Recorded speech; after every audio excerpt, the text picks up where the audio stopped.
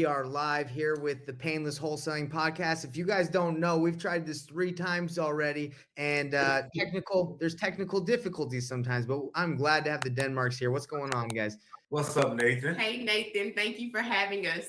That sounds crystal clear to me. It sounds good, guys. I'm glad we figured it out. Well, so everybody, if you don't know, the Denmarks, we originally met in the Coaching Inc. program where we're in with Tom Kroll, and I have invited them onto the Payneless Wholesaling Podcast, where we try to make wholesaling and real estate investing painless for people because it can be painful. I'm sure the Denmarks have some stories about how painful real estate can be, but our goal is to make it painless because I'm Nathan Payne. That's my goal in life, is to make things easier for people, especially in real estate. So let's talk about you guys. So give me a 30-second intro. There's both of you here. For people that are listening to this on the podcast, they don't see, but it looks like you look very comfortable being together on a podcast, a little interview form. Well, my name is Ashley Denmark. I'm Antonio Denmark. We've been investing in real estate since April of 2009. We've done everything there is to do when it comes to real estate, except for purchasing multi-units and commercial deals. But subject to owner financing, to lease options, fix and flip, wholesaling, we've done it all. Wow. Well, how come not multifamily yet? You just haven't decided you want to do that yet, or what's going on with that? I'll take the blame for that. We found our niche in residential, and we're just diving deep into it instead of expanding and looking at shiny objects. Wow. I like it because that's so true. I just got off a call with one of my guys that I work with VAs, and he's like, look, there's so many different rabbit holes you can get into, or you can just go, you can just have shiny object syndrome in real estate. But it sounds like, you stuck in your single family niche. That's very impressive. Yes. Now, I've been trying to get out, but Antonio likes to keep me focused. Do you think that's a good thing? That's a good thing. That's a good thing. So tell me about it. So since 2009, you said, right? Since 2009. Does it feel like it's been that long? Absolutely not. It doesn't. And for us, we kind of got 2 careers when it comes to real estate. So like the first 6 years, we were just buying low-end rentals and rehabbing them. I was rehabbing them myself, actually. And Ashley was helping sometime, but she had a corporate job. She worked at Regions. Okay. But from 2015, she got laid off. Well, I got laid off in 16, but we started our first flip in 2015. Were you worried when you got laid off? Were you really concerned or not really? All right. So Nathan, this was my first year. 2016 was my first year fasting. I had never fasted before in my life. And it was 1st of January. And I was fasting. My pastor kept saying, like, every morning when we would pray, ask God to open doors for you that no man can close, and close doors that no man can open. And it was probably like day 13 of the fast. They called all the corporate leaders into an office, and they had the org chart up, and a lot of positions didn't have names. And then there were a few that actually had names. Okay. My position was one of them that didn't have a name. Oh, man. And it combined my 2 team leaders. So I had 2 managers that worked under me. It combined all 3 of our roles into one. They told us trying to save the bank $300 million in 3 years. And my position was really on the chopping board. I called Antonio and told him, listen, it's a good possibility they're about to lay me off. And he said, well, can you volunteer? And I was like, you have to be insane. I'm not volunteering. Like, they have to call me because I'm not volunteering. Before I was able to hang up with him, I was getting an instant message from Human Resources telling me to come down. Oh, no. So to answer your question, no, I wasn't scared. He wasn't scared. I didn't want real estate full time. I didn't.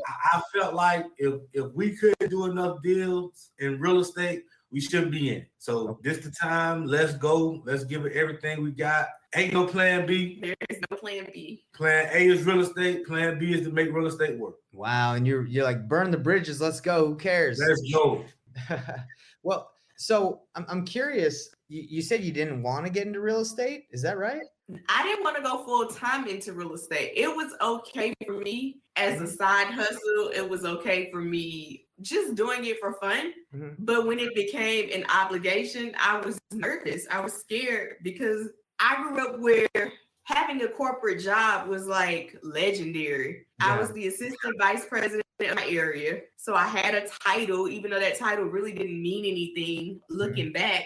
It meant so much to me mentally, and I was just not mentally there. So like you put a lot, it seems like from what you're saying, you put a lot of a lot on having that title. You're saying like you felt really good about having that I felt position. secure. Yeah. Do you I feel knew more I was going to get a paycheck.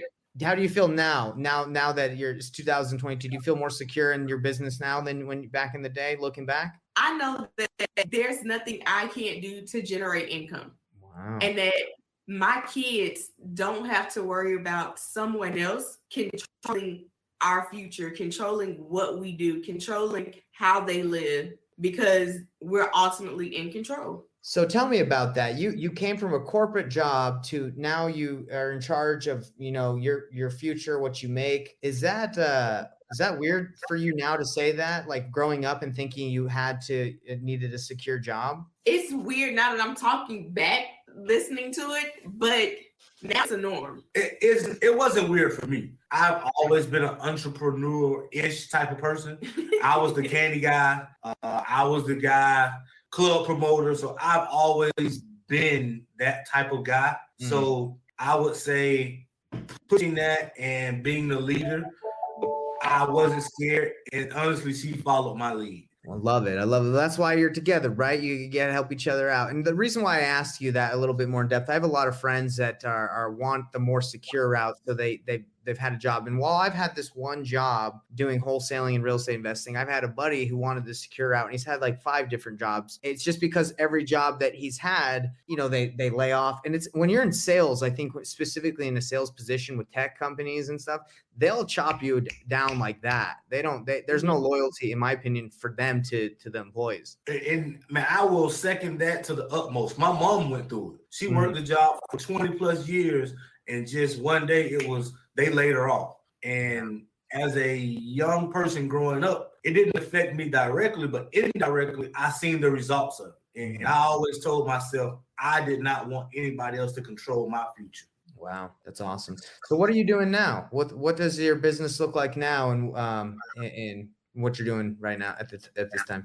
So now we're ex-flippers, which means it's really simple. We buy a property, we BRRRR, and then our exit strategy is putting a lease option tenant buyer in there, and we help them go from renting to owning within 6 months to a year. So I'm gonna break it down a little bit because she was kind of hot. So we BRRRR, and what BRRRR stands for is we buy the property, we rehab the property, we rent the property, we refinance property, and we repeat the process, ideally pulling our down payment out on the refinance. And when we disposition the property, aka sell the property, we are putting a lease option tenant in the property. And that lease option tenant gives us a non-refundable option fee up front, and we help them buy the house that they're in through traditional financing. Have you found that selling it on a lease option is better, in your opinion, than selling it on a creative financing, like doing seller financing? Well, you would have to do subject to, right? Because you have a mortgage on the property. Yes. So tell me about that. It's better because, for one, there's no realtor fees involved. They're living in the property, so probably 9 out of 10 of them don't require an inspection because you already discussed or know what's wrong, if there's anything wrong. There shouldn't be much wrong because you just rehab the property. You are saving when it comes to short-term capital gains because you actually hold the property longer and you can depreciate some things. So your win bucket as far as what you're netting is a lot higher than most things. And then you're getting paid within 6 months to a year versus an owner finance when you're doing that mortgage for 30 years, 15 years. No, you're getting them ready to either go FHA or conventional, and you're paid immediately once they qualify. Yeah. So, and you probably wouldn't want to sell to them on like a owner financing or subject to or whatever, because you guys have more control of the asset as well. When you sell like that, then you got to foreclose on them if they don't. Yeah, that is one of the biggest things compared to lease option and subject tos is the equitable interest. In a lease option, we keep control of the property. We keep control of mostly everything that's going on. So if they don't execute on their end, we have to evict. We don't do a foreclosure. Way And if easier. you know anything about foreclosures versus evictions, it's a lot cheaper, faster, and it's a lot easier.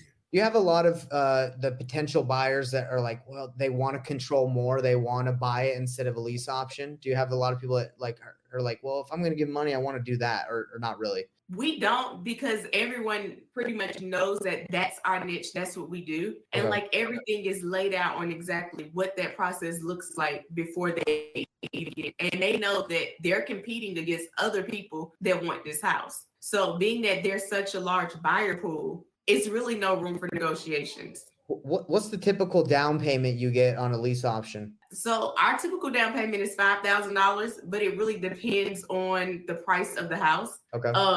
I can tell you the largest physical down payment we received was $40,000. Great job. And the largest overall was $10,000 in a house. Okay. Wow.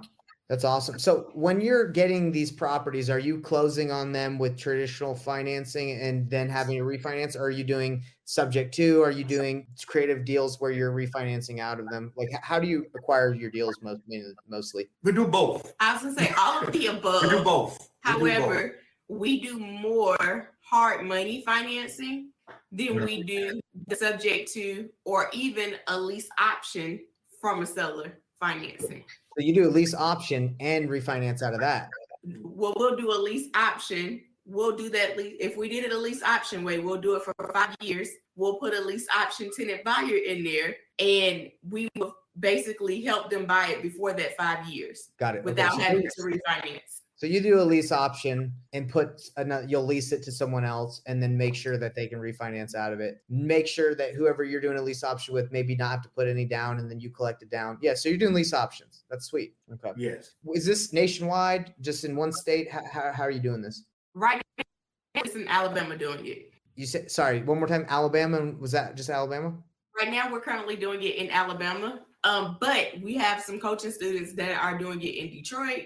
And that are doing it in Florida. How do you find, I like this because I actually have some properties I've actually had to refinance out of because they weren't selling as flips, and I'm selling them, renting them, right? But how do you find the lease options, the people that are willing to put something down versus someone that just wants to rent it? So Zillow is probably one of our biggest. Facebook Marketplace, Craigslist. People are still on the Craigslist, as crazy as that is. Apartments.com. Those are our main sources of finding leads, as well as just word of mouth referrals. And the one thing I would say is that is who we are. That is what we do. That is what we do. So we don't do regular rentals, period. You can't rent a house from us. The only thing you can do is a lease option. So that is in all of our marketing. That is in all of our advertising. So let me ask you this. So when you put the listings up, does it just say lease option, like lease to own? Is that it? It says lease to own, and then it'll have the description, what it entails, and that it's a non-refundable deposit. It gives all of the information so that there's no guessing on exactly what it is that they're getting into. If someone's willing to put down 5-10 and they maybe have bad credit or their record doesn't look as good, are you like, hey, if they have money, let's do it? Or do you have to they have to qualify to a certain extent?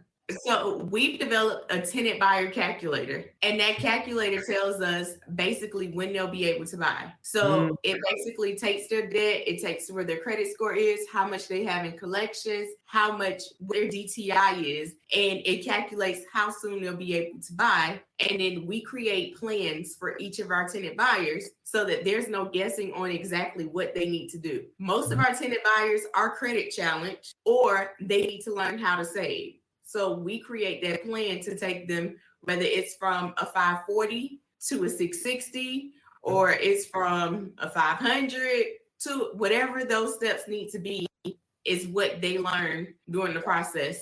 Yeah. So that seems like you're also checking to see if they'll qualify, right? You're not going to take someone that's like, oh, that still will never qualify. Yes, that's a big part of what we do. And lease options, they kind of have a bad stick because the tenants don't buy. But because we screen our tenants good on the front end, we're not looking for long-term lease option tenants. We are looking for 6 months to a year. Wow. That way there's less room for error. It's precise it's quick, and we can get in and out. I like that too, because if they're struggling with saving money, if you do like a 5-year lease option, they might lose their steam. But if it's like 6 months or a year, they probably can do it. Yep. They definitely can. I like it. So do you guys get like double dip on when you refinance them, or when they refinance you out, or they get the loan? So when we refinance, we typically get back our down payment. So we get back our down payment so we can do it again. And then when the tenant buys, we just get the difference between what our refinance was, how much we owed, and the sales price. Right. No, but I mean, do you, like, when they go get a mortgage, when they qualify, do you double dip on that? Do you get money from the mortgage lender that got them the loan? No, we don't double dip on that. We're not the realtors on the loan, so we don't double dip on it. That would be cool though, right? Like, I'm sure you guys have thought about like getting a relationship with someone that can do the mortgage for them and then paying you out. So we have someone on our staff that is the realtor for those houses, and they get to get that commission for it. But see, when our tenants buy, they're not refinancing; they are buying, just like a traditional buyer is. So if our mortgage is 100 and they're buying for 150, that 50,000 is our spread. So there is, right. And it's that 150 is for them. But don't they need to be able, if I understand this correctly, so they're basically leasing the home until they are able to qualify for a mortgage, right? So they have to actually look at a mortgage. So I'm just wondering, like, that mortgage lender that's giving them the loan, he's making 3% of the mortgage, right? He's giving them. I was just wondering if you're able to make money off of that as well. We don't typically make money off of it because the relationship we have with our main mortgage broker, he does a lot of work on the front end for us. So before they can move into the house, he checks them. And there's really no compensation for that part. So we don't force our tenants to go with him, but a lot of them go with him because the plan is based off what he sees. So if we follow his plan, we give him all that back in because he trusted us on the front end. Got it. Okay. So you work together. He helps you make sure, hey, this is a good someone to put in there. Yeah. I'll help them once they need. So you guys are giving him a lot of business. That's a lot. He loves us. Oh, I'm sure he does. Because I was just thinking in my mind, I'm like, hey, man, I'm sure you guys could start your own mortgage company if you wanted or something like that. Like, with all the business you're probably giving them. That's a shiny object, Nathan. Stay away from it. Gosh, you're right. See, that's how my mind is. I'm like, that sounds like a good business. You guys are staying in that lane. I love it. I love it. Well, hey, look, we got to wrap up. I did have more time set up for this but technical difficulties cut us down. But I do want to know about an event you're doing. Can you tell me about that before we wrap up? Absolutely. So we're having the Simple Sexy Flipping Conference, January 27th and 28th. It's going to be in Birmingham, Alabama. You can get the tickets off of Eventbrite if you just put the Simple Sexy Flipping Conference. But it's designed to help investors who are looking to invest learn how to find the deal, how to fund the deal, how to do deals without using any of their own money, how to rehab the deal, and then how to make money a minimum 3 ways on the deal. So the 3 ways that we teach on making money is making money from that option fee, making money that the tenant buyer gives, making money from cash flow, and then making money from the ultimate sale of the property, which usually generates about 2 times to 3 times more than you'll ever get on a simple flip. So it's the old school flip method turned upside down so that it works in an upside down market, in a recession. It's basically a recession-proof plan for flipping. Sounds sexy. I like it. It's sexy. It is. Well, hey, everybody, how can the Denmarks, how can they reach out? How can the Payneless Wholesaling Nation, Investor Nation reach out to you if they need anything? So we're on Instagram, the Denmarks. We're on Facebook, the Denmarks. YouTube, the Denmarks. Just reach out to us on any of those platforms, and we'll be happy to help and assist. Whatever questions you have, don't hesitate to ask us. Our phone number is 205-201-1990. I said it right? No, you said that totally wrong. I said it backwards. I put 2 numbers in one. Oh my God. 205-990-2018. There you go. Here we go. I love it. All right. Well, hey, I'm sure we'll be in communications more as we network together in Tom's group. And it's a pleasure having you on here. It was a pleasure being on. Thank you, Nathan. Thank you. Have a great day. All right. Merry Christmas. Merry Christmas. Happy New Year. See ya. Bye.